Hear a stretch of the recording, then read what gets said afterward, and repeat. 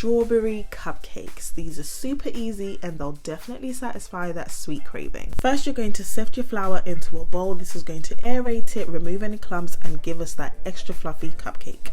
Add your sugar and gently combine that using your whisk. Now it's time to prepare the wet ingredients. It's very important to make sure that your ingredients are always at room temperature when you're baking. Add all your wet ingredients into the bowl. That's your milk, melted butter, eggs, vanilla extract. Then you're going to whisk away until everything is well combined. Next step is to mix this custardy mix that we've just made with the dry ingredients.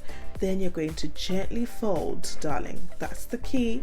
Never overmix, just gently folding. Here comes the main character of the dish, the strawberries. To prepare these, you're going to cut them into cute little chunks. Then you're going to pop them into a bowl and coat them in some flour.